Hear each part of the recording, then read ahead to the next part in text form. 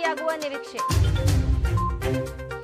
ಜಮ್ಮು ಮತ್ತು ಕಾಶ್ಮೀರದಲ್ಲಿ ಭಾರತೀಯ ಸೇನಾ ಹಾಗೂ ಉಗ್ರರ ನಡುವೆ ಗುಂಡಿನ ದಾಳಿ.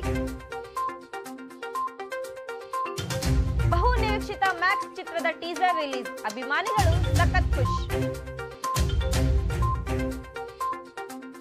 ಮಹಿಳಾ ವಿವಿಯಲ್ಲೊಂದು ಪೇಪರ್ ರೀಸೈಕ್ಲಿಂಗ್ ಯೂನಿಟ್, ವೇಸ್ಟ್ ಪೇಪರ್ಗಳ ಮರುಬಳಕೆ.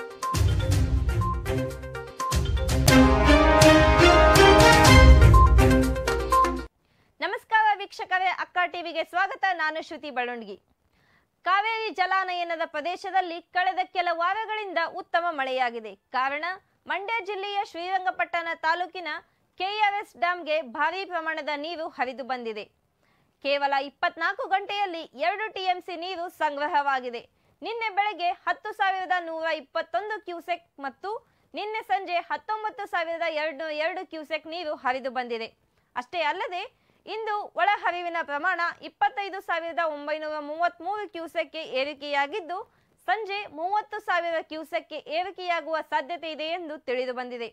ಹೀಗೆ ನಿರಂತರ ಮಳೆ ಮುಂದುವರೆದರೆ ನೀರಿನ ಒಳಹರಿವಿನಿಂದ ಕೆಲವೇ ದಿನಗಳಲ್ಲಿ ಡ್ಯಾಂ ಭರ್ತಿಯಾಗಲಿದೆ. ಜಮ್ಮು ಮತ್ತು ಕಾಶ್ಮೀರದ ದೋಡಾ ಜಿಲ್ಲೆಯ ಅರಣ್ಯ ಪ್ರದೇಶದಲ್ಲಿ ಉಗ್ರರ ಹಾಗೂ ಭಾರತೀಯ ಸೇನಾ ನಡುವೆ ಗುಂಡಿನ ದಾಳಿ ನಡೆದಿದೆ. 20 ನಿಮಿಷಕ್ಕೂ ಹೆಚ್ಚು ಕಾಲ ನಡೆದ ಗುಂಡಿನ ಚಕಮಕಿಯಲ್ಲಿ ಓರ್ವ ಅಧಿಕಾರಿ ಸೇರಿದಂತೆ 4 ಸೇನಾ ಸಿಬ್ಬಂದಿ ಹಾಗೂ ಓರ್ವ ಪೊಲೀಸ್ ಸಿಬ್ಬಂದಿ ಗಾಯಗೊಂಡಿದ್ದಾರೆ. ಗಾಯಾಳುಗಳನ್ನು ಆಸ್ಪತ್ರೆಗೆ ದಾಖಲಿಸಿದ್ದು ಅವರ ಸ್ಥಿತಿ ಚಿಂತಾಜನಕವಾಗಿದೆ ಎಂದು ಅಧಿಕಾರಿಗಳು ತಿಳಿಸಿದ್ದಾರೆ. ಈ ದಾಳಿಯು ರಾಷ್ಟ್ರೀಯ ರೈಫಲ್ ಮತ್ತು ಜಮ್ಮುವಿನ ಪೊಲೀಸರ ವಿಶೇಷ ಕಾರ್ಯಗಳ ಗ್ರೂಪ್ ಸಿಬ್ಬಂದಿ ದೇಸಾ ಅರಣ್ಯ ಪ್ರದೇಶದ ದರಿಕೋಟೆ ಉರುಬಾಗಿಯಲ್ಲಿ ದಾಳಿ ನಡೆದಿದೆ. ಇದು ರಾತ್ರಿ 7:45 ಸುಮಾರಿಗೆ ಜಂಟಿ ಕಾರ್ಡನ್ ಮತ್ತು ಶೋಧ ಕಾರ್ಯಾಚರಣೆಯನ್ನು ಪ್ರಾರಂಭಿಸಿದಾಗ ಎನ್ಕೌಂಟರ್ ಪ್ರಾರಂಭವಾಗಿದೆ ಎಂದು ವರದಿಗಳು ತಿಳಿಸಿವೆ.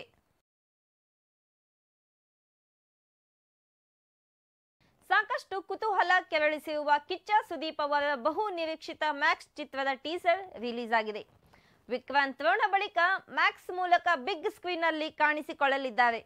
ಇದೀಗ ಮ್ಯಾಕ್ಸ್ ಡಬ್ಬಿಂಗ್ ಮುಗಿಸಿರುವ ಫೋಟೋ ಸೋಷಿಯಲ್ ಮೀಡಿಯಾದಲ್ಲಿ ವೈರಲ್ ಆಗಿದೆ.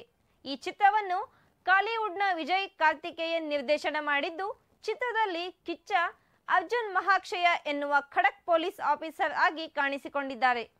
ಇದು ಫ್ಯಾನ್ ಇಂಡಿಯಾ ಚಿತ್ರವಾಗಿದ್ದು ಕನ್ನಡ, ತೆಲುಗು, ತಮಿಳು, ಹಿಂದಿ ಹಾಗೂ ಮಲಯಾಳಂ ಭಾಷೆಯಲ್ಲಿ ಬಿಡುಗಡೆಯಾಗಲಿದೆ. Today's news paper tomorrow's waste paper ಅನ್ನೋ ನಾಣ್ಣುಡಿಯನ್ನು ನಾವೆಲ್ಲ ಕೇಳಿಯೇ ಇರ್ತೀವಿ. ಅದೇ ರೀತಿ ನಾವು ದಿನನಿತ್ಯ ಬಳಸುವ book, assignments papers, waste papers, news ಪೇಪರ್ಗಳ ಕೆಲಸ ಮುಗಿದ ತಕ್ಷಣ ಎಲ್ಲೆಂದರಲ್ಲಿ ಎಸೆದು ಬಿಡ್ತೀವಿ ಅಥವಾ ರದ್ದಿ ಆಯೋಗೋ ತೂಕಕ್ಕೆ ಹಾಕಿಬಿಡ್ತೀವಿ. ಆದರೆ ಇಂತಹ ಹಳೆಯ ರದ್ದಿ ಕಾಗದಗಳ ಪುನರ್ ಬಳಕೆ ಮಾಡಿ ಅವುಗಳಿಂದ ಉಪಯುಕ್ತ ವಸ್ತುಗಳನ್ನು ಸಿದ್ಧಪಡಿಸುತ್ತಿದೆ ಮಹಿಳಾ ವಿವಿಯ ಪೇಪರ್ ರೀಸೈಕ್ಲಿಂಗ್ ಯೂನಿಟ್. ಬನ್ನಿ ಈ ಕುರಿತು ಒಂದು ಸ್ಪೆಷಲ್ ರಿಪೋರ್ಟ್ ನೋಡ್ಕೊಂಡು ಬರೋಣ. ವಿಶ್ವವಿದ್ಯಾನಿಲಯದ ಕಾರ್ಯ ಚಟುವಟಿಕೆಗಳಿಗಾಗಿ ಪೇಪರ್ ರೀಸೈಕಲಿಂಗ್ ಯೂನಿಟ್ ಅನ್ನು ಸ್ಥಾಪಿಸಲಾಗಿದೆ.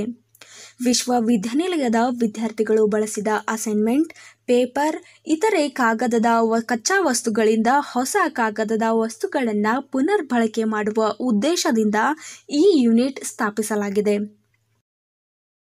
ಪೇಪರ್ ರೀಸೈಕಲಿಂಗ್ನ ಮೊದಲನೇ ಹಂತವನ್ನು ನೋಡುವುದಾದರೆ 4 ಕೆಜಿ ಶೇಖರಿಸಿದ ಪೇಪರ್ ಹಾಳೆ ಹಾಗೂ 3 ಕೆಜಿ ಪೇಪರ್ ರಟ್ಟು ಸಣ್ಣದಾಗಿ ಕತ್ತರಿಸಿಕೊಂಡು ನಂತರ ಬೀಕರ್ ಮಿಷಿನ್ನಲ್ಲಿ ನೀರಿನೊಂದಿಗೆ ನೆನೆಸಿಡಲಾಗುತ್ತದೆ.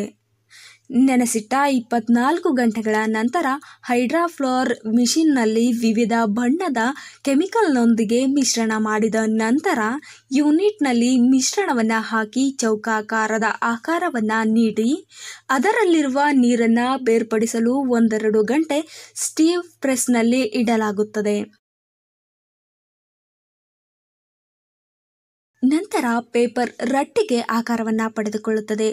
ಇದನ್ನು ಒಣಗಿಸಿಟ್ಟು ನಂತರ ಅದಕ್ಕೆ ಸಮತಟ್ಟಾಕಾರವಾಗಿ ಕ್ಯಾಲೆಂಡರ್ ಮಷಿನ್ನಲ್ಲಿ ಹಾಕಲಾಗುತ್ತದೆ. ಇದರಿಂದ ಅಂಕುಡೊಂಕಾದ ರಟ್ಟು ನಂತರ ಸಮಾನವಾಗಿ ಹೊರಹೊಮ್ಮುತ್ತದೆ.